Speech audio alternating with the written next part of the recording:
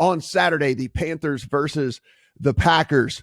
8.5 is our spread right now in favor of the Packers. 51.5 is the total that we are looking at. You can find an 8 over at PointsBet right now. So this thing is actually moving the other direction. At FanDuel, you can find a 7.5 if you want to. So there is a whole point difference between DraftKings and FanDuel. The Panthers getting support. And Brad, this is kind of opposite of what we have seen so far this year. People tend to react, or overreact, I should say, to news, and especially the casual bettor.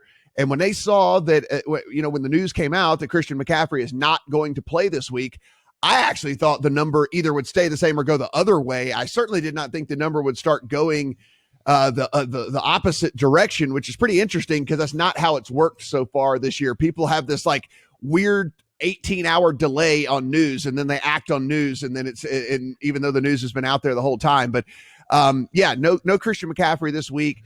Sitting 7.5 at FanDuel, 8.5 over at DraftKings. What do you think, Panthers and Packers? I think I quite like points. So, I mean, just on the offensive side of it, with the Packers first, they're number one in Football Outsiders past DVOA, number one in PFF offense grade, going up against 28th ranked Panthers defense. I can't see much pressure coming with the Packers got the best offensive line in the league. So we like Packers points. And then I guess I probably quite like Panthers points coming back the other way. This total's stuck around 51.5 a week. They're getting DJ Moore back this week.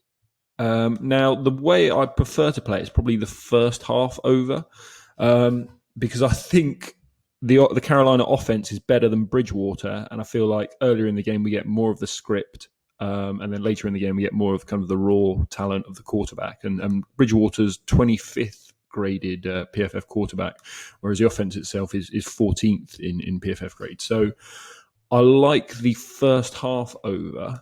And then the other nugget I would add to that is True Media expected points added model. The Packers have been the best in the entire NFL on opening drives this year in adding expected points. So, yeah, I think first half around 25.5, 25, you can probably get. I quite like that over. Brett, both teams pretty good on the injury report outside of McCaffrey. Looks like there are some questionables on the Panthers side, most notably Russell Okung, but I think he, as of yesterday, was kind of looking at least like possibly he was going to give this thing a go. So both teams pretty good on the injury report, nothing to really worry about. So depending on which way you want to go with this, do you like the 7.5 or do you like the 8.5? What do you think about the Panthers and the Packers?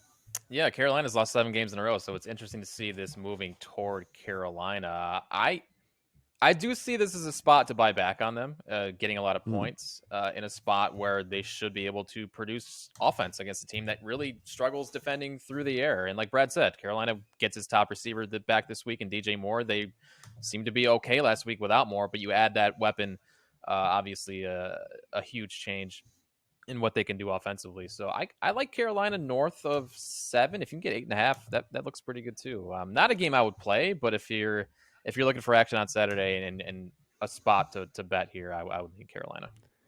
Yeah, I have this as a teaser leg. Again, I love getting the Packers down to under a field goal in this situation.